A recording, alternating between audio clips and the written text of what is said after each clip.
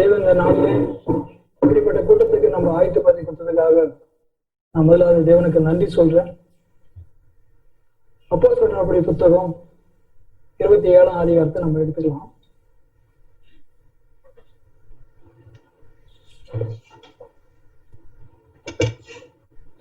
இருபத்தி 7ஆம் அதிகாரம் 22 வசனம் 23ஆம் வசனத்தை நம்ம படிக்கலாம்.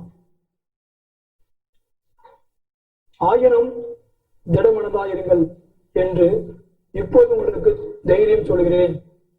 கப்பற்சேதம் இல்லாமல் உங்களில் ஒருவனுக்கும் பிரயாண சேதம் வராது.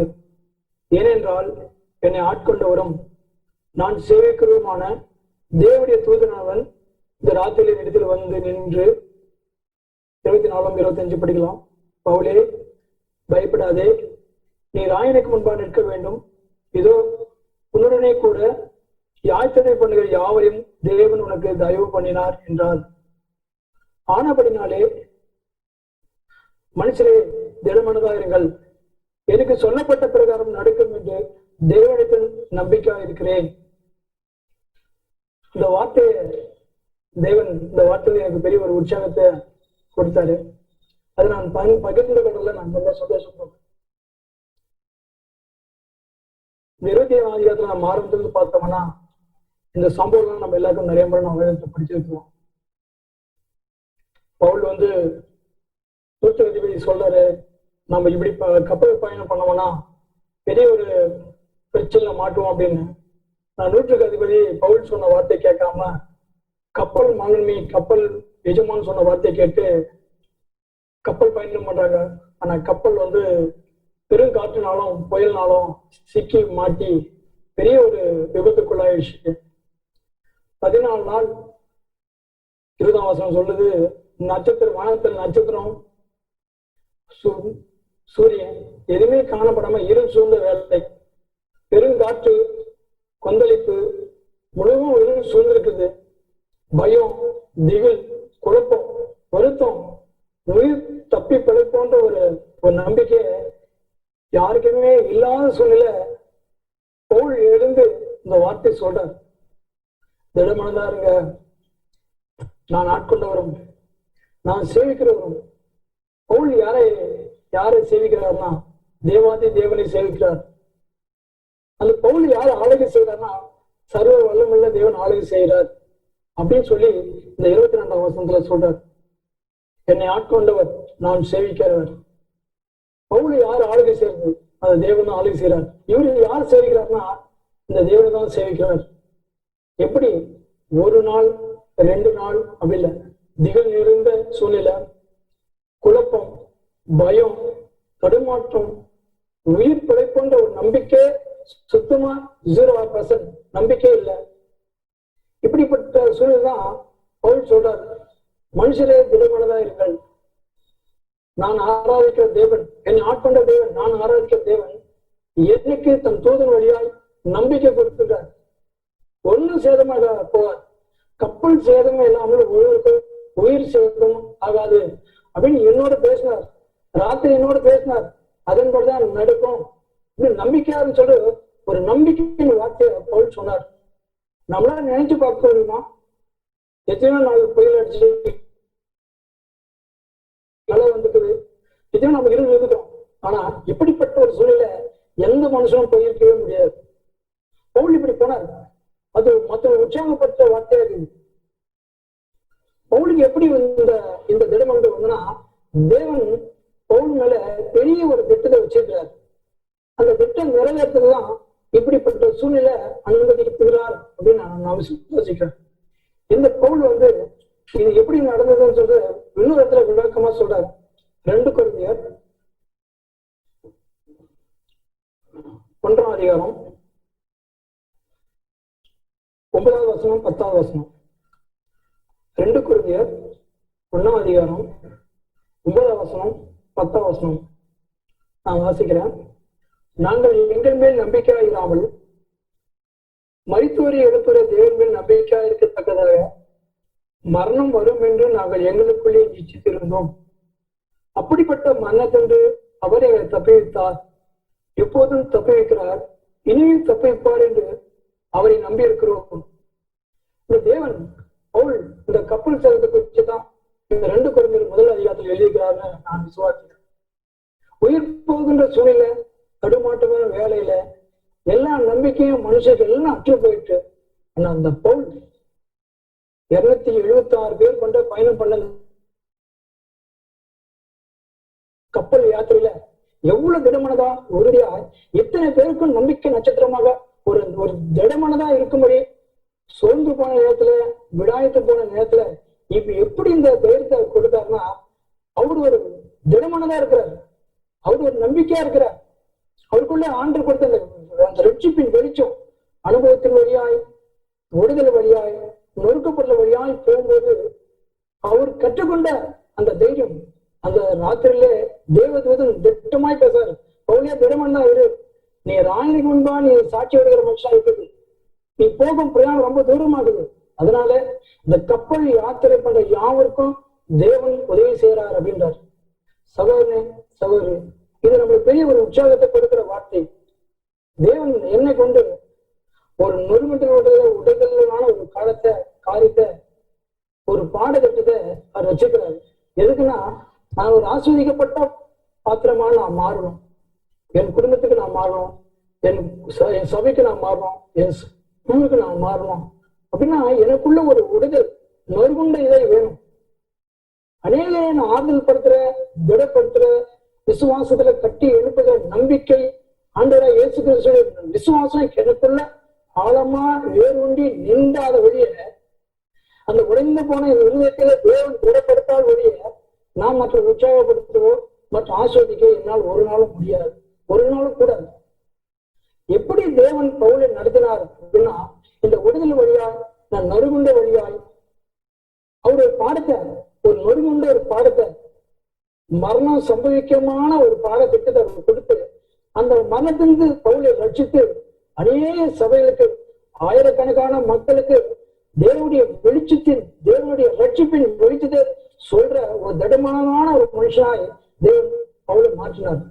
அந்த பவுல் போட்ட பிளான், வரைபடம் அப்படிங்கிறது அது பவுலுக்கு மட்டும் இல்லை, அப்போஸ்தலனாகிய பவுலுடைய நிருபத்தை வாசிக்கிற நமக்கும் 2000 ஆண்டுகள் கழிச்சியும் இந்த வேத வசனம் எனக்கு உயிர்ப்பிக்கிறது, என்ன உற்சாகப்பட்டது.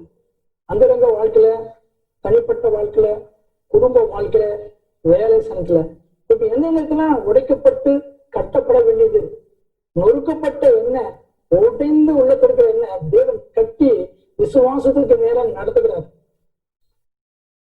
நான் சபைக்கு வந்து ஒரு 5-6 வருஷத்துக்கு முன்னால சபையில ஒரு சகோதரர் ஒரு சாட்சி சொன்னார்.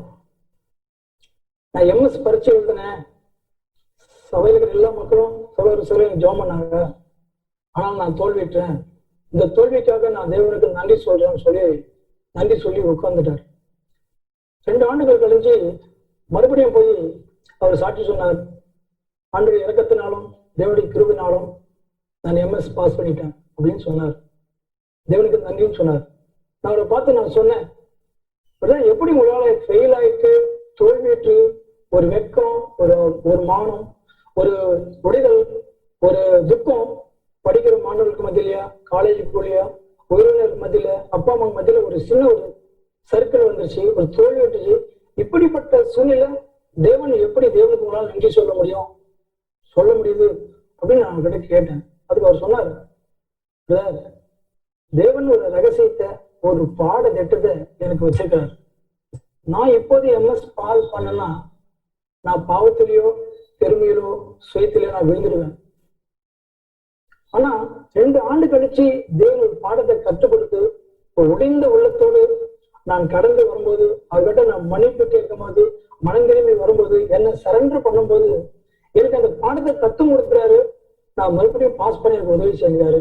நான் முதல்ல பாஸ் பண்ணினா நான் பாவத்தில் விழுந்துருப்பேன் அப்படின்னு சொன்னார். நான் நிறைய வருஷத்துக்கு அந்த சாட்சி கேட்டேன். இந்த சாட்சி எனக்கு ரொம்ப ஒரு ஆச்சரியத்தை கொடுத்தது. என்னால் வரை எனக்கு ஒரு அதிர்ச்சி விழுந்து போன அந்த வீழ்ச்சியிலிருந்து, அந்த தோல்வியிலிருந்து, அந்த ஒடுக்கப்பட்ட பாடத்தை தேவன் சபையில வச்சு எல்லாருக்கும் கற்றுக் கொடுக்கிறார். அன்றாட ஜீவியத்துல கற்றுக் கொடுக்கிறார், அன்றாட வாழ்க்கையில குடும்பத்தை கற்றுக் கொடுக்கிறார். முடிந்த மனுஷன்தான் ஒரு ஒரு ஒரு உறுதியான அஸ்திவாரமாக கிறிஸ்துவில் கட்டப்பட முடியும். உடைக்கப்படாத இருதயம் உடையாத ஒரு மனுஷனாலை கொண்டு தேவன் ஆஸ்வதிக்கவே முடியாது. ஒரு காலியான தங்க பாத்திரங்கள், அந்த காலியான தங்க பாத்திரம் வந்து பார்வைக்கு ரொம்ப மெருகூட்டப்படுதாய் பளபளப்பாய் ஒரு பார்வைக்கு ரொம்ப மேன்மையா இருக்குது. ஆனா அதுக்குள்ள இனிமேல காலியான பாத்திரம். அதே போல ஒரு பாத்திரம் வாசப்படியில் ஒன்று இருக்குது, அது மண் பாத்திரம். அந்த மண் பாத்திரத்தில் முழுவதுமே தண்ணீரால் நிரப்பி இருக்குது. அந்த தண்ணீர்லாம் தாகம் எடுத்து பசித்தோருக்கு, களைத்து போன, உடைஞ்சு போன, சத்துவம் மற்றும் ஒரு பலவீனமான ஒரு மனுஷனுக்கு இந்த மண் பாத்திர தண்ணீர் தான் அந்த ஒரு சாதாரண ஒரு மனிதனுக்கு ஜீவனை கொடுக்கறதுக்கு, ஆரோக்கியத்தை கொடுக்கறதுக்கு, தாகத்தை தீர்க்கறதுக்கு இந்த மண் பானத்துல இருக்கிற தண்ணி தான் பயனுள்ளதா மாறுது. ஆனா சோக்கியத்துல வைக்கப்பட்ட தங்க பாதையில காலியாகுது. அது பாதிக்க ரொம்ப அருமையா இருக்குது, வெளியேறப்பட்டது, மதிப்புக்குரியது. ஆனா அதுக்குள்ள ஜீவன் இல்லை. என்னையும் நம்பையும் நம்ம எல்லாரையும் தேவன் மண் பாத்திரத்துல வச்சுட்டார். மண் பாத்திரத்துல அப்படி மகிமையை மறைச்சு வச்சுட்டாரு அப்படின்னு 2 Corinthians எழுதியிருக்கிறார். சோ மண் பாத்திரமாக எண்ணெயும் நம்பையும் தேவன் அதுக்குள்ள ஒரு மகிமையின் பிரகாசமாக ஜீவ தண்ணீர் ஜீவனை மறைச்சு ஒழிச்சு வச்சுக்கிறார். அது தாகம் எடுக்கிற, விடாய்த்து போய்க்கிற, சோழ்ந்து போகிற, பலவீனப்பட்டத அநேகருக்கு ஜீவன் தர, நம்பிக்கை தர, விசுவாசத்தை கொடுக்க, அன்பை பகிர்ந்து கொடுக்க, விசுவாசத்தை கட்டி எழுப்ப, ஐக்கியத்துல ஒருமைப்பாடு இருக்க இந்த ஜீவ தண்ணீர் எனக்குள்ள நமக்குள்ளால் மறைந்திருக்கிற தண்ணீரை எல்லாருக்கும் வெளிப்படுத்த தேவன் சித்தமாக்குறார். அதனாலதான் நம்ம ஒவ்வொருடைய வாழ்க்கையிலும் ஒவ்வொரு குடிகளையும் ஒவ்வொரு சருக்களையும் அவருக்காக அவருடைய குமாரனுடைய சாயலுக்கினாரா மாற்றுவதாக அந்த நன்மைக்கையராகவே தேவன் நம்மை நடத்தி வருகிறார். என் மனசென்ற இப்படிப்பட்ட சூழலை நான் அனுபவிக்கிறதுக்கு தேவன் ஒரு நாள் அனுபவிச்சார். நான் பஸ்ல கண்டக்டரை வேலை செய்யறேன். பஸ் டிரைவர் எனக்கும் ஒரு சின்ன ஒரு வாக்குவாதம் நடந்தது. நான் அவர்கிட்ட கடுமையா நடந்துக்கிட்டேன். சாரசாரமா பேசுறது இல்லாம கடுமையா நடந்தது. அது முடிஞ்சு கொஞ்ச நேரத்துல இருக்கிற நான் மன்னிப்பு கேட்டேன். நான் செஞ்சு தவறு, என்ன மன்னிச்சிருங்க அப்படின்னு நான் ரெக்வஸ்ட் பண்ணி கேட்டேன்.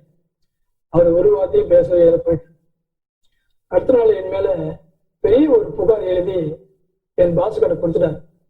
இவரு இது மாதிரி தப்பு நான் சொல்லி 2 லெட்டர் எழுதி அவர் கையில் கொடுத்துட்டார்.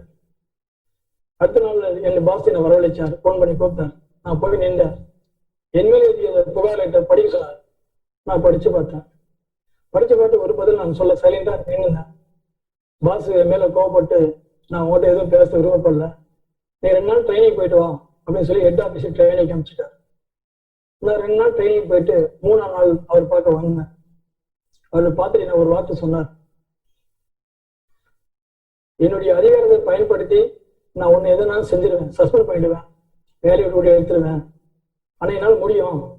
ஆனா தேவன் உன்னை காப்பாத்தாரு, உன்னை ஆண்டு உன்னை காப்பாத்திட்டாரு.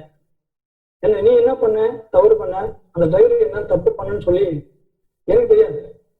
ஆனா பஸ்ல பயணம் பண்ண ஒரு பயணி டிரைவர் எப்படி முரட்டாட்டமா நடந்துக்கினாரு, நீ என்ன பண்ண அப்படின்றது லெட்டரை எழுதி எனக்கு ரிஜிஸ்டர் போஸ்ட் பண்ணியிருக்காரு. அந்த லெட்டர் நான் படிச்சேன். உன் மேல குற்றங்கள் நான் கண்டுபிடிச்சிட்டேன். அதனால நீ உனக்கு எந்த சஸ்பெண்ட், எந்த ஒரு தண்டனையும், எந்த பனிஷ்மெண்ட்டும் உனக்கு இல்லை, போலாம் அப்படின்ட்டு. இந்த 2 நாள் வரையும் என் இருதயத்துக்குள்ள ஒரே போராட்டம். இந்த வரையும் நான் சின்ன தவறு பண்ணேன். ஆனா என் உடன் டிரைவர் வந்து 1000 குற்றச்சாட்டு, நான் செய்யாத தவறுலாம் சேர்த்து அந்த ரிப்போர்ட்ல எழுதிக்கிறார். ஆனா என் மேல் அதிகாரி அதுக்கான விளக்கத்தை கேட்கவே இல்லை. எங்கிட்ட படிச்சு பார்க்க சொன்னார், அவ்வளவுதான். ஆனா இப்படிப்பட்ட நெருக்கமான சூழ்நிலை, கீழ் சூழ்ந்த வேலையில என் வேலை போயிருக்கலாம், சஸ்பெண்ட் செய்யப்பட்டிருக்கலாம், பெரிய பனிஷ்மெண்ட் எடுத்துருக்கலாம். இப்படிப்பட்ட நெருக்கமான சூழ்நிலை 2 நாள் நான் ட்ரைனிங் போயிட்டு வந்தது பெரிய ஒரு நெருக்கம்.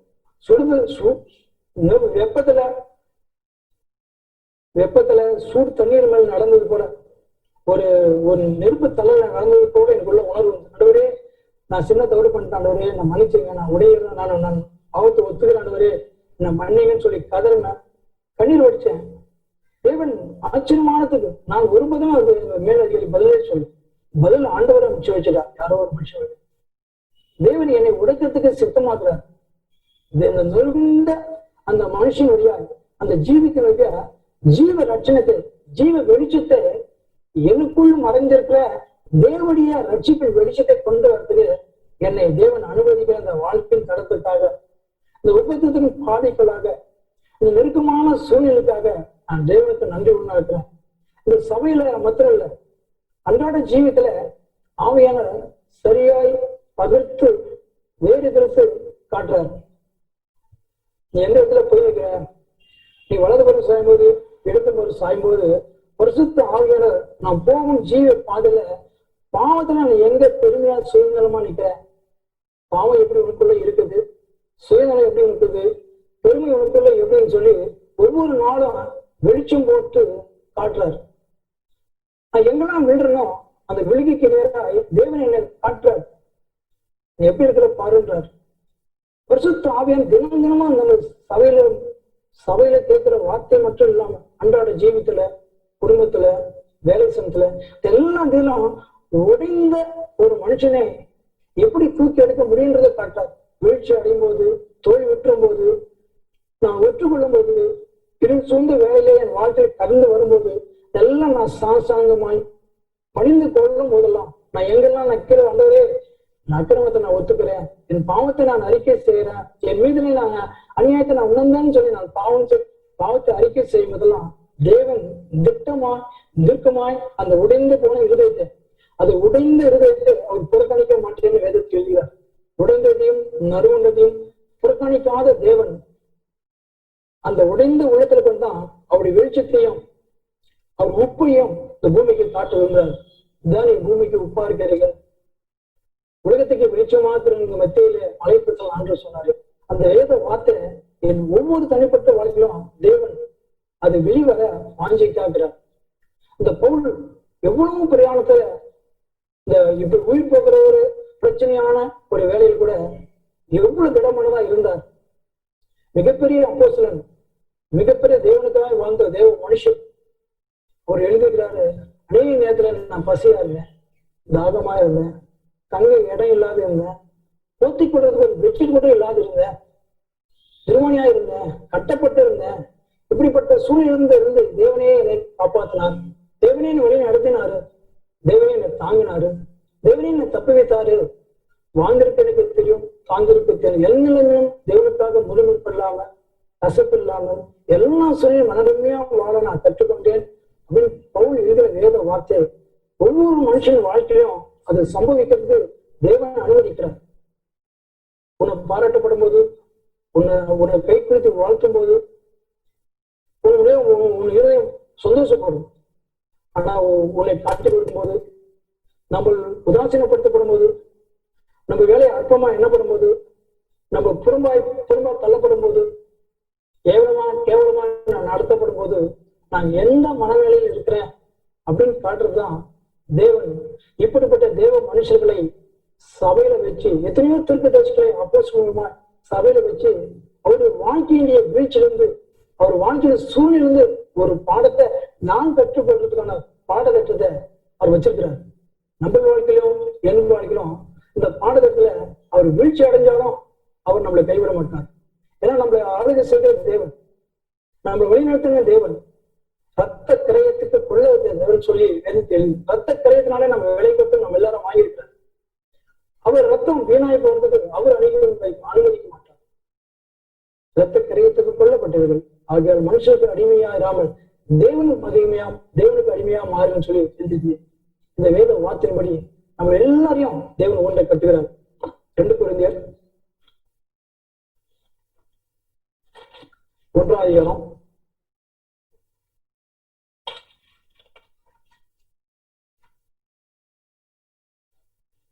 4 5 தேவனாலே எங்களுக்கு அருளப்படுகிற ஆதலாலே எந்த உபத்திலாயினும் அகப்படுவதற்கு நாங்கள் ஆறுதல் செய்ய திராணியுள்ள ஆகும்படி எங்களுக்கு வரும் சகல உபத்திலையும் அவரே எங்களுக்கு ஆறுதல் செய்கிறார்.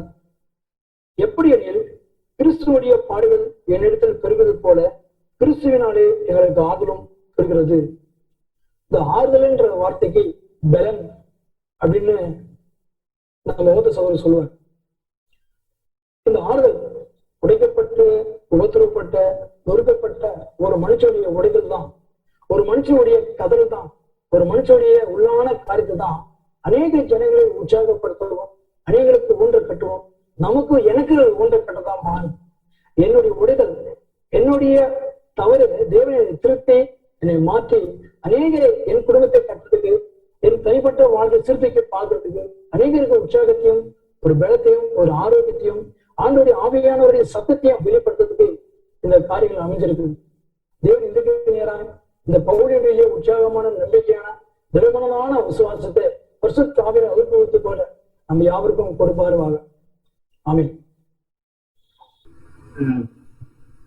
பேசிருந்தப்போ அப்போஸ்தலர் 27ஆம் அதிகாரத்துல தேவன் எனக்கு உற்சாகப்படுத்தின வார்த்தை 24வது வசனம்.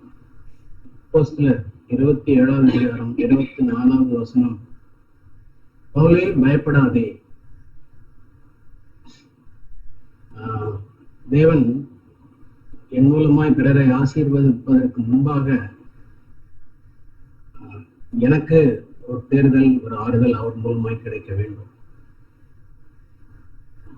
ஒருவேளை போல் பயந்திருக்கலாம். அதனாலதான் தேவன் அவரை உற்சாகப்படுத்த வேண்டும். போலே, பயப்படாது. அதே போல அப்போஸ்தலர் 18வது அதிகாரத்தில் கூட நாம் வாசிக்கிறோம். அப்போஸ்தலர் 18:9வது வசனம். ராத்திரியிலே கர்த்தர் பவுலுக்கு தரிசனமாகி, நீ பயப்படாமல் பேசு, மௌனமா இராதே, நான் உன்னுடனே கூட இருக்கிறேன், உனக்கு தீங்கு செய்யும்படி ஒருவனும் உன்மேல் கை போடுவதில்லை, இந்த பட்டணத்தில் எனக்கு அநேக ஜனங்கள் உண்டு. இங்கே ஆண்டவர் போல பார்த்து சொல்றார், ராத்திரி வேளையில தனிமையிலே பயப்படாதே. போலே, நீ பயப்படாது. போல ஒரு வேளையை நமக்கு கூட வாழ்க்கையில பயப்படுகிற சூழ்நிலை வருது. போல அது நம்மை போல மாம்சம் பாடுகளும் நிறைந்த மனுஷர். அதனால அவரும் பயந்திருக்கார். இந்த வரை தன்னை குறிச்சு அல்ல, ஒரு வேளை சபைகளை குறித்து, குடும்ப தன்னுடைய உறவினர்களை குறித்து அல்லது சகோதரர்களை குறித்து, சபையை குறித்து, அவர் வாழ்ந்த நாட்டிலே அவருக்கு விரோதிகள் அநேகர், அரசாங்கம் கூட விரோதிகளா இருந்தது, ராஜாக்கள் விரோதிகளா இருந்தார், அதிகாரிகள், சபை மூப்பர்கள், இவர்கள் எல்லாரும் கூட அவருக்கு விரோதமாய், தேவாலயத்தின் மூப்பர்கள் எல்லாம் விரோதமாய் இருந்தார். சபை குறித்த காரியத்தை அவரே சொல்றாரு, நான் மிகவும் நெருக்கப்படுகிறேன். பயந்திருக்கலாம், காரியங்கள் எப்படி ஆகணும் ஆண்டவரே அப்படின்னு சொல்லுவாங்க. ஆண்டவர் சொல்றாரு, பயப்படாது. பிரியமானவர்களே, நமக்கு இப்படி ஒரு ஆறுதல் தேவனிடத்திலிருந்து வருவது அவசியமாய். இந்த நாட்களில் மாத்திரமல்ல, நம்முடைய வாழ்க்கையில மிக அதிகமான நெருக்கத்தின் மத்தியில நாம் போகும்போது தேவன் நம்மோடு கூட பயப்படாது என்று பேசுகிற ஒரு அனுபவத்தை நாம் பெற்றிருக்கோம். இது பவுலுக்கு மாத்திரம் தேவன் இல்லை, அவர் பவுலுக்கு மாத்திரம் அல்ல, நமக்கும் தேவன். பயப்படாதே என்ற தேவன் சொல்லுகிற சத்தத்தை நம் வாழ்க்கையிலே விசேஷமாய் நாம் தேவனுக்கு உண்மையாய் கீழ்ப்படிந்து நடந்து அதனாலே வருகிற நெருக்கடியிலே இப்படிப்பட்ட ஒரு சத்தத்தை நாம் கேட்டிருக்கிறோமா? பயப்படாது, நீ என்னுடையவன், நான் உடனே கூட இருக்கிறேன், நீ என்னுடையவள், நான் உடனே கூட இருக்கிறேன். விசேஷமாய் நாம் தேவனுக்கு கீழ்ப்படிந்து பவுலை போல சுத்த மனசாட்சியோடு கூட நாம் தேவனுடைய எல்லைக்குள்ளாக நாம் நடந்து கொண்டு அவருக்கு கீழ்ப்படிந்திருக்கும் போது வருகிற இக்கட்டுகளின் மத்தியிலே நிச்சயமாக தேவன் பேசுவார்.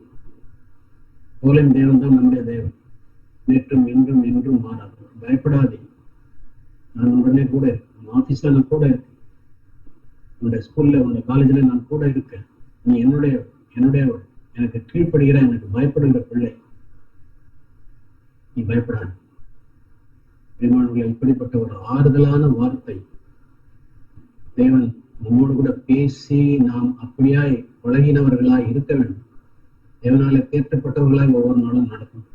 அநேக சூழ்நிலைகள், அநேக நெருக்கடிகள் நமக்கும் ஒருவேளை பொருளை போன்ற நெருக்கடி நமக்கு இல்லாமல் இருக்கும். ஆனால் நம் குடும்பத்திலே, நம்முடைய மாம்சத்திலே கூட நம்ம பார்க்கலாம் அநேக போராட்டங்கள். போராடுகிறோம், கோவப்படுவதற்கு தூண்டப்படுகிறோம், கடினமாய் பேசுவது, பிறரை நியாயம் கொடுப்பது, பிறரை அற்பமா எண்ணுவது, அநேக வேலைகளில் சோதிக்கப்படும் போது நாம் போராடுகிறோம். ஆண்டவரே, இது நான் விரும்பாத காரியமாக இருக்கிறது, விரும்பாதது ஒன்றை பவுல் சொன்னது போல செய்கிறேனே, நான் விரும்பினதை நான் செய்ய முடியவில்லையே இதை நாம் போராடும் பொழுது தேவன் அந்த போராட்டத்தை பார்த்து பயப்படாது, நான் உனக்கு துணை நிற்பேன், இந்த தீங்கு உண்மையில் வருவதில்லை, நீ ஜெயிப்பாய் அப்படின்னு சொல்லி தேவன் கேட்கிற சூழ்நிலைகளை நாம் பார்க்கணும். பெரியமானவர்களே, ஒவ்வொருவருக்கும் நம்ம வாலிபனா இருந்தாலும் சரி, வயோதிகனா இருந்தாலும் சரி, ஆணா இருந்தாலும் சரி, பெண்ணா இருந்தாலும் தேவன் பட்சபாதம் உள்ளவர் அல்ல. எல்லாருக்கும் தேவன் அப்படி பேச வேண்டியது. இதை குறித்து நான் காலையிலே தியானித்துக் கொண்டிருந்தது. யோசுவாவை தேவன் அப்படித்தான் ஆறுதல் படுத்தினார். யோசுவா 1ஆம் அதிகாரத்துல நம்ம வாசித்தேன். யோசுவா வாலிபனாய் மோசே மறைந்த பின்பு தேவன் யோசுவாவை தெரிந்து கொண்டு, நீ நடந்து முன்னாடி போ, நீ பயப்படாதே அப்படின்றார். யோசுவா 1ஆம் அதிகாரத்துல 5ஆம் வசனத்துல ஆண்டவர் சொல்றாரு, கர்த்தருடைய தாசனாகிய மோசே மரித்து போனான், நீ எழுந்து இந்த ஜனங்கள் எல்லாம் எழுந்து இப்போ யோர்தானை கடந்து நான் கொடுக்கும் தேசத்தை போகல அப்படின்னு சொல்லிட்டு 5ஆம் வசனத்துல சொல்றாரு, நீ உயிரோடு இருக்கும் நாளெல்லாம் ஒருவனும் உன் முன்பாக எதிர்த்து நிற்பதில்லை, மோசையோடு இருந்தது போல நான் உன்னோடும் இருப்பேன், உன்னை விட்டு விலகுவதும் இல்லை, உன்னை கைவிடுவதும் இல்லை, பலம் கொண்டு திட மனதாய் இரு. யோசுவா யுத்தங்களை நடத்தின ஒரு மனுஷன், வாலிபன். மோசையோடு இருந்த பொழுதே அமலேக்கியர்களை முறியடித்தார்கள், சீகோனையும் ஓகோக் என்ற ராஜாக்களை முறியடித்தார்கள். அதெல்லாம் யோசுவா பங்கு கொண்டு அவர்கள் எல்லாம் மோசைக்கு ஒத்தாசையா இருந்த ஒரு வாலிபன். ஆனால் இப்போ மோசை இல்லை, ஒரு பெரிய ஒரு டவரிங் பர்சனாலிட்டி, மிகப்பெரிய தேவ மனுஷன் இறந்து போயிட்டார். யோசுவாவுக்கு பயம் வந்து எப்படி நடத்த போகும், மோசையோட கூட சேர்ந்து யுத்தம் பண்ணுவதோ ஒரு அனுபவம். ஆனால் மோசை ஸ்தானத்திலே போய் வந்து செய்வது என்பது ஒரு பயம். உடனே தேவன் பேசுவார். தேவன் இல்லை, கொஞ்ச நேரம் கூட தேவன் தாமதிக்காமல் உடனே வராது. நான் உன்னோடு கூட பயப்படாது, நான் உன்னை விட்டு விலகுவதும் இல்லை, உன்னை கைவிடுவதும் இல்லை, நீ மாத்திரம் எச்சரிக்கையா இருந்து நான் சொன்னவர்கள் எல்லாருக்கும் 7ஆம் வசனத்துல, என் தாசனாகிய மோசே உனக்கு கற்பித்த நியாய பிரமாணத்தின்படி எல்லாம் செய்ய கவனமா இருக்க மாத்திரம் நீ மிகவும் பலம் கொண்டு திடமனதாயிரு. நீ போகும் இடமெல்லாம் புத்திமானாய் நடந்து கொள்ளும்படி அதை விட்டு வலதுபுறமும் இடதுபுறமும் விலகாது பாயா. பிரியமானவர்களே, தேவனுடைய ஆறுதலோடு கூட அவருடைய கட்டளைகள் நமக்கு வேண்டும். கட்டளைகளை நாம் மேற்கொண்டு நடக்கும்போது நிச்சயமான தேவனுடைய ஆறுதல் நம்மோடு கூட. நான் மாய்மாலம் பண்ணி என் மாம்சத்தின் நிச்சயம்படி நான் நடந்துவிட்டு அதன் பிறகு யாராவது வந்து நீ பயப்படாதே, உன்னை விட்டு விலகுவதில்லை, கைவிடுவதில்லை ஆண்டவர் சொல்லியிருக்கிறார் என்றால் போலியான தேர்தலும் ஆறுதலும் அந்த வஞ்சிக்கப்பட்ட வாழ்க்கை நமக்கு வேண்டாம். மனந்திரும்பினால் நமக்கு தேவனுடைய ஆறுதல் உண்டு. நான் என்னுடைய வாழ்க்கையிலே அப்படிதான் நடந்து கொள்ள விரும்புகிறேன். ஆண்டவரே, நான் தவறு செய்தால் பாவம் செய்தால் நான் மனந்திரும்ப விரும்புகிறேன். உடனே மனந்திரும்பி வருகிறேன். எனக்கு உங்களுடைய ஆறுதல் வேண்டும், உங்களுடைய வாக்குறுதிகளே எனக்கு வேண்டும். இந்த பூமியில நான் உண்டியாய் ஆண்டவரே இந்த வாழ்க்கையை நடத்த முடியாது. நான் ஒரு மண்பாண்டம் என்பதை உணர்ந்திருக்கிறேன். எவ்வளவு நிலையற்ற வாழ்வு என்பதை நான் உணர்ந்திருக்கேன். அதனால நமக்கு தேவனுடைய ஆறுதல் தேவை. பெரியமானது தேவனுடைய ஒத்தாசை தேவை, அவருடைய பிரசனம் தேவை, அவருடைய பலன் தேவை, அவருடைய ஆவியானவர் நமக்கு தேவை. அதனால தேவனுக்கு நான் கீழ்ப்படிந்து இருக்கும் பொழுது அவங்களுக்கு சொன்ன அதே பயப்படாதே, தைரியமா பேசு, அவனோட கூட ஒரு தீங்கும் மேலே விழுவதில்லை அப்படின்றது பவுலுக்கு மாத்திரம் நம்முடைய வாழ்க்கையில நமக்கும் தேவையா இருக்கு. ஆண்டவர் யோசுவாவுக்கு 5ஆம் அதிகாரத்தில் சொன்னார்,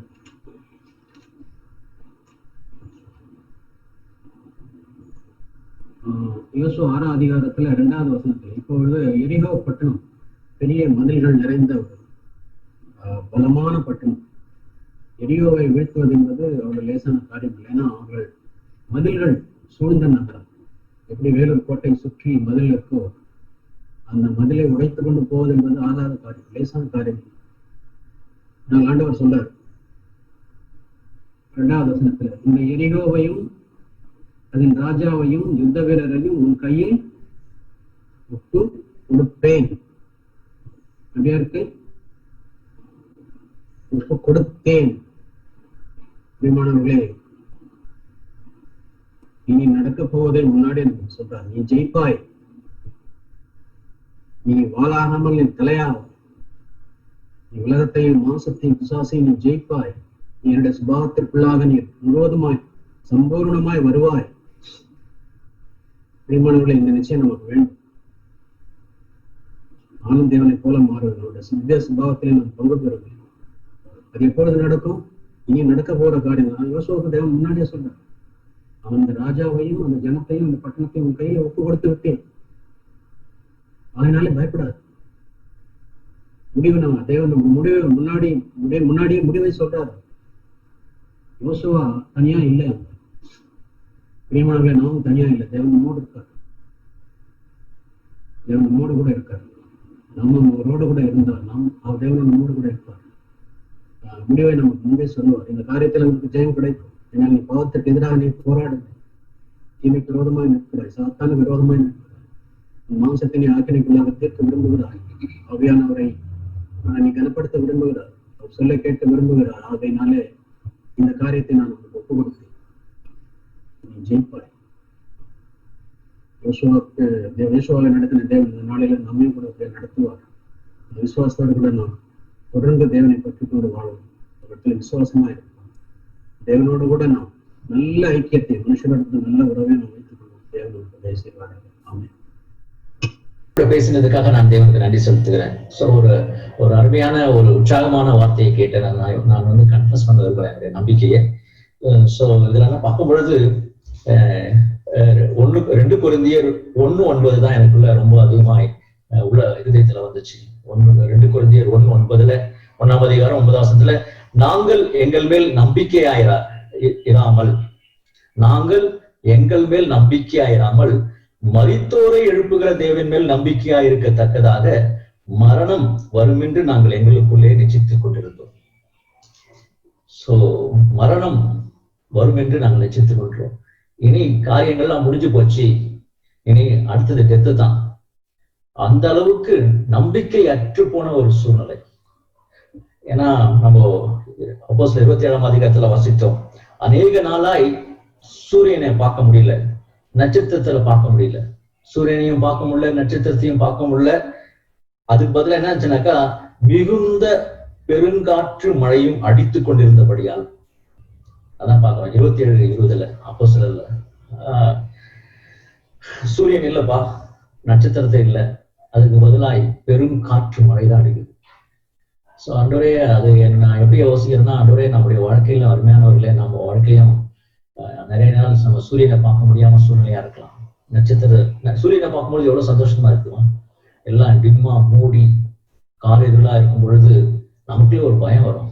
ஐயோ சூரியனை பார்க்க முடியலையே, நட்சத்திரத்தை பார்க்க முடியல. நட்சத்திரத்தை பார்க்கும்போது எவ்வளவு சந்தோஷமா இருக்கும். வானெல்லாம் இருட்டாக எப்படி இருக்கும், ஒரு பயமா இருக்கும், ஒரு மாதிரி கலக்கமா இருக்கும். ஆனா இங்கே நடுக்கடல்ல இருக்காங்க 176 பேரு, பவுலப்போஸ்தலர் இருக்காரு. அப்படிப்பட்ட ஒரு சூழ்நிலை, பெருங்காற்று, மழைத்தான் முடிய போகுது. ஆனா தேவன் அவரோட கூட பேசியிருக்காரு. அப்போ என்ன சொல்றாருனாக்கா, எங்கள் மேல், அவங்க மேல நம்பிக்கை இல்லை, ஏதோ மாலுமி மேலேயோ அல்லது ஏதோ ஒரு நான் ஜெபம் பண்ணிட்டேன், நான் அப்படி பண்ணிட்டேன், நான் ஃபாஸ்டிங் பண்ணிட்டேன், ஏதோ என்னுடைய சுயத்தின் மேலேயோ ஏதோ ஒரு மேல நம்பிக்கை இல்லை. அதுவே நான் மரித்தோரை எழுப்புகிற தேவன் மேல் நம்பிக்கையா இருக்கத்தக்கதாக, அந்த தேவன் மேல் நம்பிக்கை. ஆம்பரியமானவர்களே, நம்முடைய சூழ்நிலை நான் எப்படி இது பண்றேன்னா, அதுவே சூழ்நிலைகள் எப்படி இருந்தாலும் சரி, ஒரு பிரச்சனை மாட்டிக்கிட்டோம், இந்த பிரச்சனை எப்படி ஆண்டோட தீரப்போகுது, ஆண்டவரே இந்த காரியம் எப்படி நடக்க போகுது, அந்த காரியம் என்ன ஆக போகுதோ, என்னுடைய வேலை ஸ்தலத்துல என்ன ஆக போகுதோ, எனக்கு வேலை கிடைக்குமா கிடைக்காதா, ஆண்டவரே இனி என்ன ஆக போகுது, எப்போ இந்த கொரோனா பிரச்சனை தீரப்போகுது, நான் எப்போ மறுபடியும் ஸ்கூல் போவேன், காலேஜ் போவேன், எப்படி நான் பாஸ் பண்ணுவேன், என்ன பண்ணுவேன், எப்படி இந்த பண கஷ்டம் தீரப்போகுது, எதனோ நிறைய நம்ம ப்ராப்ளத்தோடையா போகலாம். ஆனா அது மத்தியில நம்ம மேல வந்து யார் மேல நம்பிக்கையா இருக்கணும்னா, தேவன் மேல. மரித்தோரை எழுப்புகிற, மரித்து போயிடுச்சு, ஒண்ணுமே இல்லை, டெத்து ஒண்ணுமே கிடையாது, அந்த அப்படிப்பட்ட மரித்து போனதை கூட தேவன் எழுப்ப வல்லவரா இருக்கிறார். அந்த தேவன் மேல நான் நம்பிக்கையா இருக்கேன். ஆமா, அந்த நம்பிக்கை அதுவே நான் சூழ்நிலைகளை நான் பார்க்க மாட்டேன், நான் உண்மையை நோக்கி தான் பாருங்க, உண்மையில நான் நம்பிக்கை வைக்க போறேன். அப்படிப்பட்ட காரியங்களை நாம தேவன் நம்புவோம். பிரியமானவர்களே, நாம சூழ்நிலை எப்படி இருந்தாலும் பார்க்க வேண்டாம். நான் அப்படிதான் நம்பவே, நான் இப்போ சூழ்நிலையை பார்க்க போறது இல்லை, நான் தேவனை தான் நோக்கி நாங்க பார்க்க போறேன். அப்படிதான் நம்பவே நான் போய் பார்க்க போறேன். நீங்க செய்வீங்க, உயிர்ப்பிப்பீங்க, நடத்துவீங்க. அப்படி செய்ய நமக்கும் தேவன் உதவி சொல்ற நம்பிக்கை இருக்கு. அப்போஸ்தலர் 27ஆம் அதிகாரம். அப்போஸ்தலர் 27ஆம் அதிகாரம்.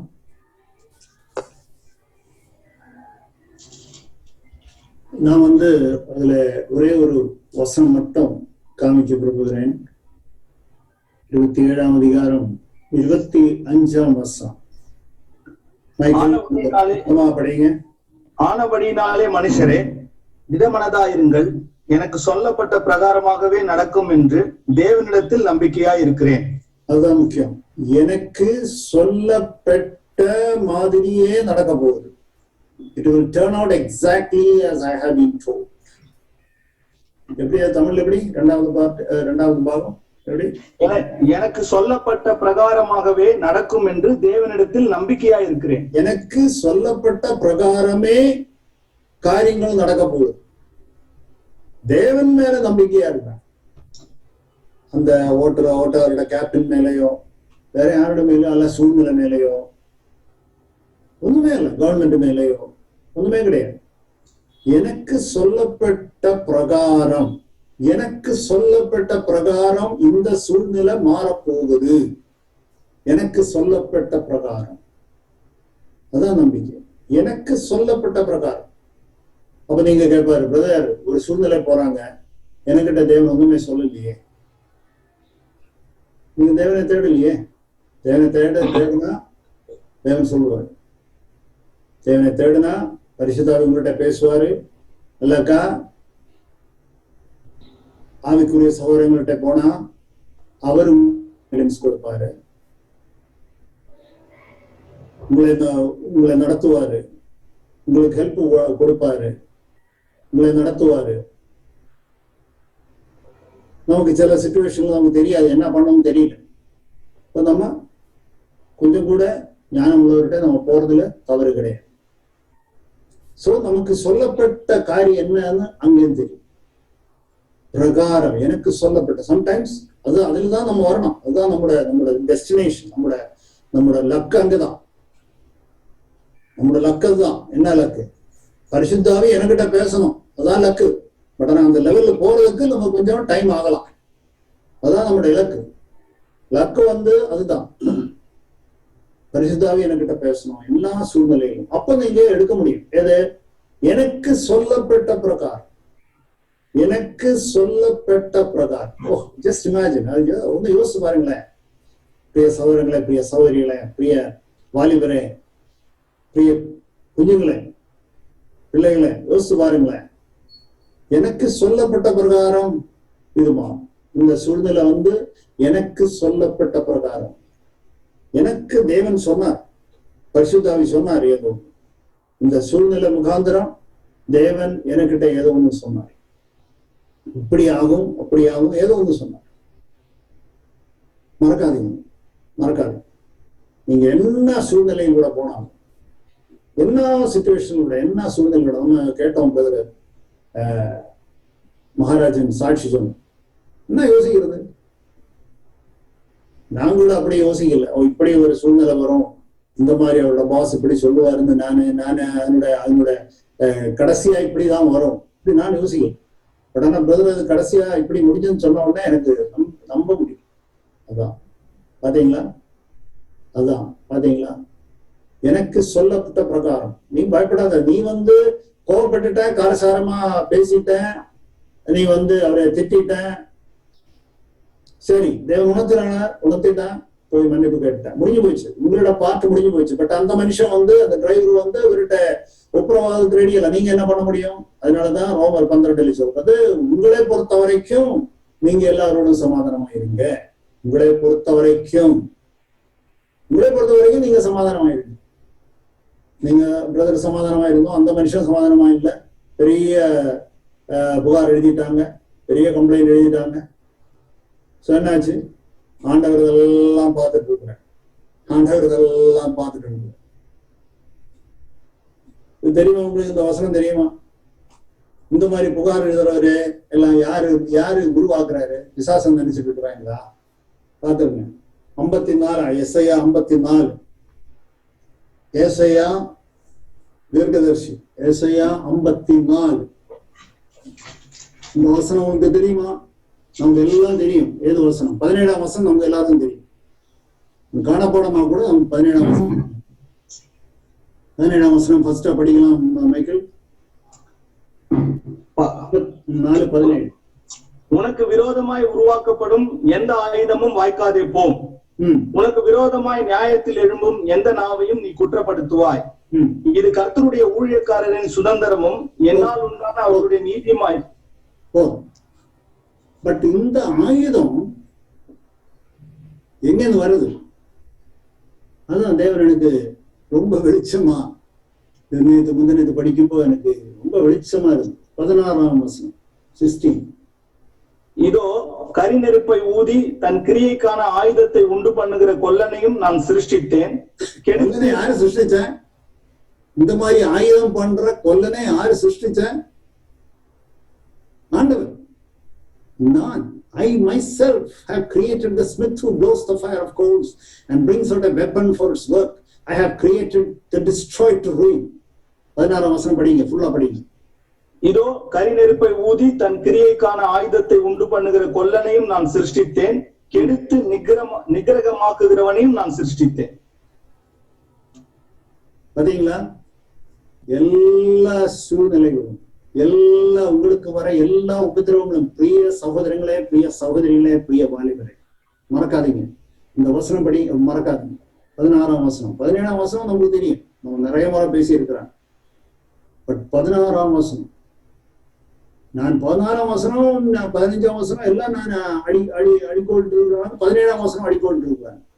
இப்பதான் முந்தநேத்து படிச்சுட்டு இருக்கும்போதுதான் நான் திடீர்னு நான் அதெல்லாம் 15 அடிக்கோட்டு இருக்கிறாங்க, 17 அடிக்கோட்டு இருக்கிறாங்க, என்ன 16 என்ன எழுதி இருக்கிறாங்க. படிக்கலாம். படிச்சா எனக்கு ஒண்ணுமே புரியல. நிறைய முறை படிச்சிருக்கிறேன், பட் அது புரியல. அதனால அப்படியே விட்டேன். பட் இந்த வாட்டியில படிக்கும் போது நான் தேவன்கிட்ட கேட்டேன், ஆண்டவரே என்ன அர்த்தம்? என்ன ஆண்டவரே, நான் அடிக்கோட்டு இடாம ஒண்ணுமே புரியாம நான் அதை விட்டேன். அப்பதான் தேவனோட வெளிச்சம் கொடுத்தேன். இந்த வெப்பன், இந்த ஆயுதம் உருவாக்குற, உன்னை நிகிரகிக்கிறதுக்கும் உனக்கு பிரச்சனை கொடுக்கறதுக்கும் பண்ற, புகார் எழுதுவதற்கும் பண்ற ஜனங்கள், இந்த மாதிரி ஆளுகள் எல்லாரும் நான் தேவன் தான், ஆண்டவர் தான். மறக்காதீங்க, ஆண்டவர் தான். இதுக்கு பின்னாடி இருக்கிறது ஆண்டவர் அனுமதிக்கிறது தான். தேவன் பண்ணாது. தேவன் ஈவில் கிடையாது. தேவன் தீமை நிறைஞ்சவர் கிடையாது. தேவன் அது பண்ண மாட்டாங்க. பட் ஆனா தேவன் அனுமதிக்கிறார். தேவன் அனுமதிக்கிறார். ஓரோ சூழ்நிலைகளை அனுமதிக்கிறார். ஓரோ சூழ்நிலைகளை அனுமதிக்கிறார். ஜனங்களை எழுப்புறார். எல்லாம் பண்றார். உங்களுக்கு எதிராக வேலை செலுத்தல, கிளாஸ்ல, அல்லாக்கா வீட்டுல, அல்லாக்கா பக்கத்துல, ஏதோ இதெல்லாம் ஆண்டவர் தான். மறக்காதீங்க, ஆண்டவர். மறக்காதீங்க. பிரிய பிரதர்ஸ், அருமையான சகோதரங்களே, அருமையான சகோதரிகளே, பிள்ளைகளே, வாலிபரே, மறக்காதீங்க, மறக்காதீங்க. நான் கொல்லனே, நான் தான் அனுப்பினது. அதான் அந்த ஆண்டவர் சொல்றார். அப்புறம் தான் அவங்க சொல்றது, ஒரு ஆயுதம் உனக்கு வாய்க்கும். ஆயுதம் வராதுன்னு சொல்லல. ஆயுதமே உங்களுக்கு எதிராக ஒரு சூரியன் இல்லாத, நட்சத்திரம் இல்லாத சூழ்நிலைகள் எல்லாம் உங்களுக்கு வராதுன்னு தேவன் சொல்லல. அதெல்லாம் வரதான் செய்யும். அதெல்லாம் வரும். தேவனுக்கு தெரியும் எவ்வளவு அனுப்பணும், எப்போ அனுப்பணும், அதெல்லாம் தேவனுக்கு தெரியும். பட் ஆனா அது ஒண்ணுமே வாய்க்காது. ஒண்ணுமே, nothing, no weapon that is formed against you shall prosper. மறக்காதீங்க. எனக்கு சொல்லப்பட்ட பிரகாரம் தேவன் என்ன உங்கள்கிட்ட பேசின, எனக்கு என்ன சொல்லி இருக்கிறாங்க, இந்த சூழ்நிலையில ஆண்டவரே ஒரு ஆயுதம் எனக்கு எதிராக வாய்க்காது. இந்த ஆயுதத்துக்கு பின்னாடி இருந்தவரு ஆண்டவரே நீங்க தான். You are the supreme controller. நீங்க தான் அதுக்கு மேலா இருக்கிற சந்தீப் போன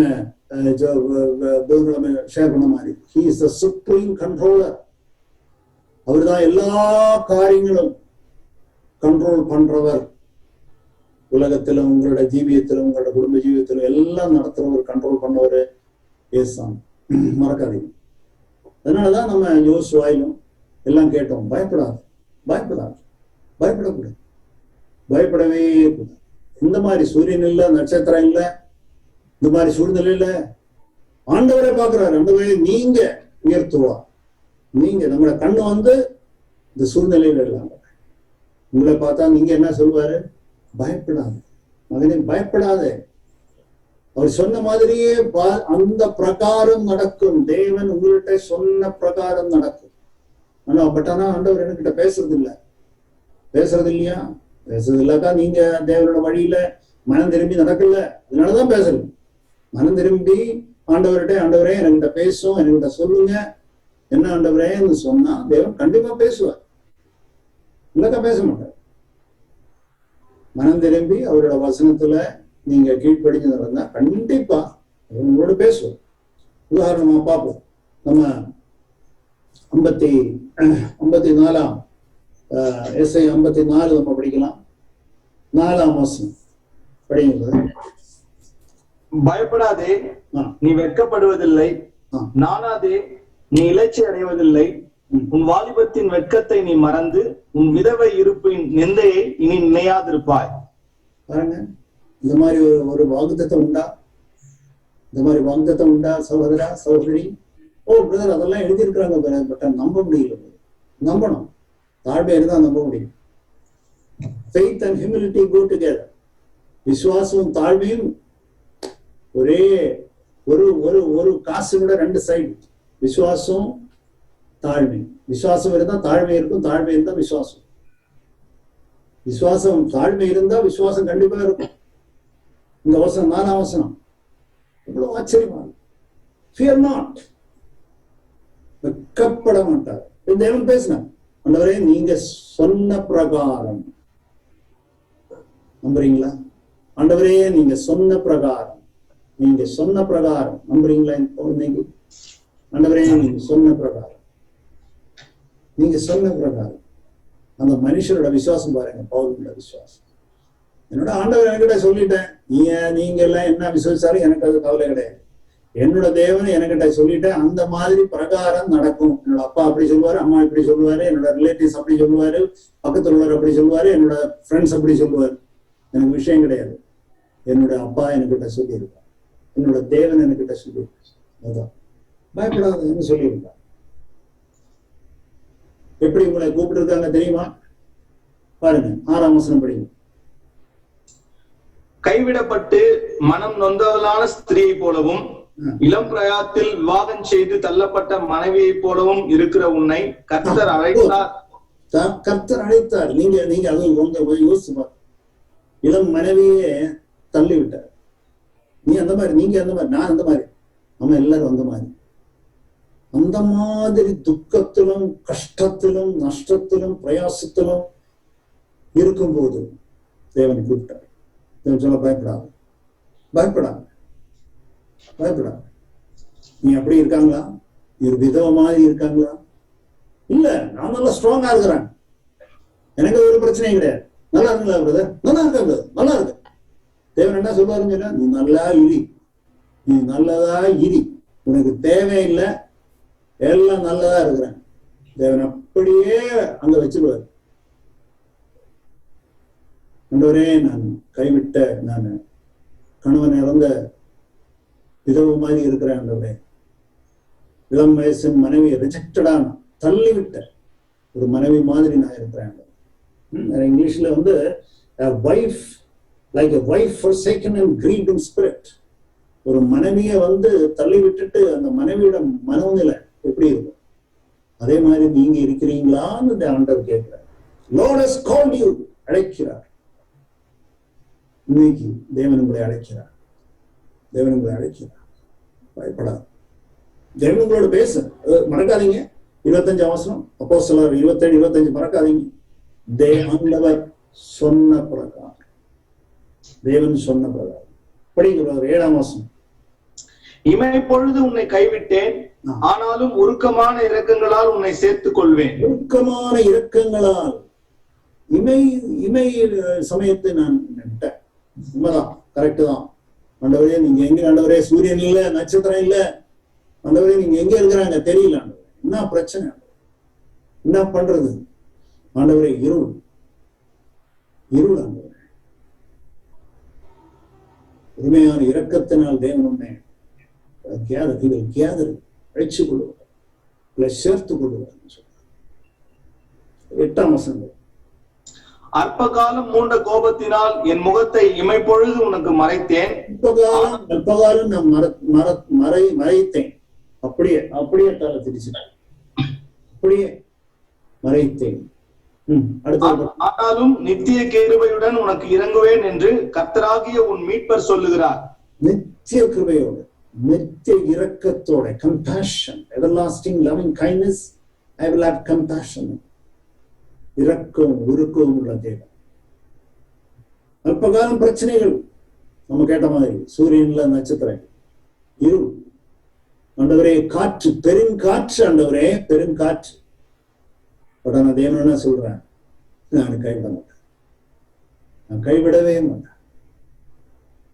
உருக்கவும் இரக்கவும் இல்லாம மறக்காதீங்க பிரியா பிரதர்ஸ், அருமையான சகோதரங்களே, பிள்ளைகளே, வாலிபரே, மறக்காதீங்க. நம்புங்க. 25ஆம் வசனம் மறக்காதீங்க. என்ன 25ஆம் வசனம்? தேவன் என்கிட்ட சொன்ன பிரகாரம். தேவன் சொன்ன கொஞ்சம் வசனம் தான் இப்ப நான் சொல்லித்தரேன். தேவன் அப்படி சொல்றாரு உங்கள்கிட்ட. நீங்க மனம் திரும்பி, நம்ம கேட்ட மாதிரி மனம் திரும்பி, ஆண்டவரே என்னோட நல்ல மனசாட்சியோட மனம் திரும்பி கட்டளை கீழ்ப்படிஞ்சு நான் நடக்க விரும்புகிறேன். ஆண்டவரே ஈவன் விழுந்தா கூட உடனே எழும்பி, மனம் திரும்பி உடனே எழும்பி, ஆண்டவரே நம்ம விழுந்துட்டாங்க, மன்னிச்சிருங்க ஆண்டவரே சொல்லி நீங்க மனம் திரும்பி வந்தா, நீ சொன்ன வசனம் எல்லாம் நீங்க கிளைம் பண்ணலாம். நீங்க என்ன பண்ணலாம்? நீங்க அப்படியே ஆண்டவரே நீங்க சொன்ன பிரகாரம் படிங்க. 10ஆம் வசனம். மலைகள் விலகினாலும் பர்வதங்கள் நிலை பெயர்ந்தாலும் என் கிருபை உன்னை விட்டு விலகாமலும் என் சமாதானத்தின் உடன்படிக்கை நிலை பெயராமலும் இருக்கும் என்று உன்மேல் மனதுருகுகிற கர்த்தர் சொல்லுகிறார். உன்மேல் மனதுருகிறது தேவன் என்ன சொல்றாரு? மலைகள் மாறலாம், மலைகள் எல்லாம் மாறாது. உங்களுக்கு தெரியும், மலைகள் எல்லாம் எத்தனையோ வருஷமா சிஎம்சி டோடுகள் அங்கதான் நிக்குது, ஒண்ணுமே போகல. இனிமே மலைகள் எல்லாம் ஒன்றும் மாறல, இங்கதான் இருக்குது. அது மாறினாலும் ஒரு நாள் மாறுவார், அது வேற விஷயம். பட் அது மாறினாலும் அப்பம் கூட ஏசாமி 2வது வரும்போது இதெல்லாம் மாறும். பட் அது மாறினா கூட உங்கள் மேலே உள்ள அன்பும் மனது உருக்கமும் உன்னை விட்டு, my loving kindness will not be removed from you. அது எப்படி தமிழ்ல? என் சமாதானத்தின் உடன்படிக்கை நிலை பெயராமலும் இருக்கும் என்று உண்மையில் மனதுருக கர்த்தர் சொல்லுகிறார். அதுக்கு முன்னாடி என் கிருபை உன்னை விட்டு விலகாமலும் என் கிருபைன்னு தமிழில் சொல்றது, பட் இங்கிலீஷ்ல வந்து கிருபை கிடையாது, கிரேஸ் கிடையாது. லவ்விங் கைண்ட்னஸ், தட் மீன்ஸ் இரக்கம். தேவன் உங்கள் மேலே உள்ள இரக்கம், அன்பு, இரக்கம். அது மாறினாலும் எது மாறலாம், இது மாறலாம், அதெல்லாம் மாறலாம். பட் ஆனா தேவன் உங்கள் மேலே இரக்கமாக இருக்கு. மறக்காதீங்க, தேவன் சொன்ன வசனம் பிரகாரம், அது பிரகாரம் நடக்கும். அது உங்களுக்கு மட்டும் இல்ல, தெரியுமா? தேவன் எவ்வளவு இரக்கம் உள்ளவராக, உங்களுக்கு மட்டும் கிடையாது. எப்படி பிரதர் நீங்க சொல்ல முடியும் எனக்கு மட்டும் இல்ல என்று சொன்னா என்னோட அர்த்தம் என்ன? படிங்க 13ஆம் வசனம் படி. உன் பிள்ளைகள் எல்லாரும் கர்த்தரால் போதிக்கப்பட்டிருப்பார்கள், உன் பிள்ளைகளுடைய சமாதானம் பெரிதா இருக்கும். பாத்தீங்களா? உங்களுக்கு மட்டும் கிடையாது. நீங்க மனம் திரும்பி தேவனோட கட்டளைகளே தெரிஞ்ச வரைக்கும், உங்களுக்கு தெரிஞ்ச வரைக்கும், நான் அன்னைக்கு கூட சொன்னேன், உங்களோட வெளிச்சம் வேறையா இருக்கலாம், என்னோட வெளிச்சம் வேறையா, உங்களோட மனசாட்சியோட லெவல் வேறையா இருக்கலாம், என்னோட மனசாட்சியோட லெவல் வேறையா இருக்கலாம். அதெல்லாம் தேவன் கேட்கறது இல்லை. உங்களோட மனசாட்சி பிரகாரம், உங்களோட வெளிச்ச பிரகாரம், உங்களுக்கு தேவன் என்ன லைட் கொடுக்குறாங்களோ அந்த லெவல்ல நீங்க இருந்தா,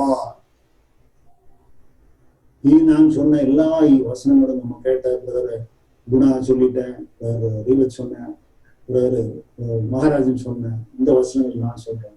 இதெல்லாம் ஒரு காலம் தேவன் இரக்கமும் உருக்கவும் அன்பும் உள்ள தேவன் ஒரு காலம் உங்களை கைப்பார். ஒரு காலம் விசுவாசமா இருங்க, மறக்காதீங்க. உங்களுக்கு மட்டும் கிடையாது, உங்களுக்கு மட்டும் கிடையாது. பிசாசு வந்து சொல்லுவாரு, நீ இப்படி எல்லாம் ஆகும், பட் உங்களோட பிள்ளைகளை பாரு, பாருமா பாரு, எல்லாமே ரொம்ப மோசமாயிடும். இப்படிதான் பிசாசுன்னு சொல்லுவோம். இல்ல இல்ல, நோ நோ நோ நோ. அப்ப நீங்க சொல்லணும் 13ஆம் வசனத்தில் தேவன் சொல்ற மாதிரி, கர்த்தர் என்கிட்ட சொன்ன மாதிரி. எப்படி அந்த வசனம் 27, 25 அப்போ சொல்ல, கர்த்தர் என்கிட்ட சொன்ன மாதிரியா? எப்படி? எனக்கு சொல்லப்பட்ட பிரகாரமாகவே நடக்கும் என்று தேவனிடத்தில் நம்பிக்கையா இருக்கிறேன். எனக்கு சொன்ன பிரகாரமே நடக்கும். எனக்கு சொன்ன பிரகாரம். தேவன் உங்கள்கிட்ட பேசியிருக்காங்க இல்ல? தேவன் உங்கள்கிட்ட பேசிட்டாங்களா இல்லையா? அதோ எதெல்லாமோ பேசுனேன், எனக்கு ஒன்றும் புரியல பிரதர். அப்படியா? இவ்வளவு பேசிட்டு ஒன்றும் புரியலையா? பயப்படாதேன்னு சொல்றாரு. தேவன் இரக்கமுள்ளவரா இருக்கிறாங்க, அன்பா உள்ளவரா இருக்கிறாங்க. மனம் திரும்புவீங்களா? மனம் திரும்பி தேவன்கிட்ட வருவீங்களா? பயப்படாத, பயப்படாத. இருள் வரும், சூரியனை பார்க்க முடியாது, நட்சத்திரங்களை பார்க்க முடியாது, பெருங்காற்று தான் இருக்கும், கப்பல் சேதம் வரும், உங்களுக்கு ஒன்றும் ஆகாது. பிரச்சனைகள் வரும், ஆயுதங்கள் வரும், பட் ஆயுதங்கள் உருவாக்குறவர் ஆண்டவர்கிட்ட பெர்மிஷன் இல்லாம ஒரு ஆயுதம் உருவாக்கணும் வரவே வரா. நான் எத்தனையோ முறை பார்த்திருக்கேன் என்னோட லைஃப், எத்தனையோ முறை பார்த்திருக்கேன். தேவன் நல்லவர் வந்து ருசிச்சு அறிஞ்சிட்டு தான் பேசிட்டு இருக்கு, ருசிச்சு அறிஞ்சிட்டு தான் பேசிட்டு இருக்கு, டேஸ்டட் அதுட்டு தான் பேசிட்டு இருக்கு. எவ்வளோ பட் ஆனா ஒரு காரியம் நமக்கு தெரியும், ஆண்டவர் இரக்கவும் உருக்கவும் உள்ளவரா இருக்கு. தேவன் இரக்கவும் உருக்கவும் உள்ளவரா, மறக்காதீங்க. உங்களுக்கு மட்டும் ஆசீர்வாதம் கிடையாது, உங்களோட பிள்ளைகளையும் தேவன் பார்த்துக்கொள்ளும். 13ஆம் வசனம் மறக்காதீங்க. அந்த வசனத்தை தொட்டு நீங்க ஜெபம் பண்ணுங்க. ஆண்டவரே, எஸ்ஐயா 54:13 இப்படி சொல்லியிருக்காங்க. ஆண்டவரே, இதாவே எனக்கு தெரிஞ்ச வரைக்கும் நான் மனம் திரும்பிட்டாங்க. ஆண்டவரே, எனக்கு தெரிஞ்ச வரைக்கும் எனக்கு நல்ல மனசாட்சி இருக்கு. ஆண்டவரே, இதாவே நீங்க சொல்லியிருக்காங்க. ஆண்டவரே, இதாவே நம்பி வருகிறேன். எத்தனை பேர் சொல்லுவாரு? உங்களோட பிள்ளைகளுக்காக. நான் அப்பா கிட்டையும் அம்மா கிட்டையும் பேசிட்டு இருக்கோம். I'm speaking to the parents. இப்போ உள்ள பிள்ளைகளுக்காக, இனியும் வரப்போகிற பிள்ளைகளுக்காக நான் பேசிட்டு இருக்கேன். Your sons, that means your daughters, will be taught to the Lord. உங்களுக்கு தேவனோட சமாதானம் இருக்கும். அதான் சொல்லி உங்களுக்கு மட்டும் கிடையாது. சோ விசுவாசமா இருக்கும். தேவன் சொன்னது கடைசியாக 27 எகைன் நம்ம பார்ப்போம். 2 கொரிந்தியர் 1:9 பார்ப்போம். 2 கொரிந்தியர் 1:9. No trust in yourselves. 9ஆம் வசனம் படிங்க. 2 கொரிந்தியர் 1:9.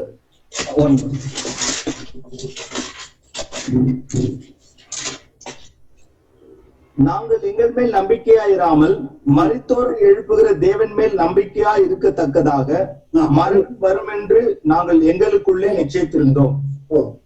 தேவன் மேல் மரணத்துக்கு அதிபதி, அது மேலான இருக்கிறார்.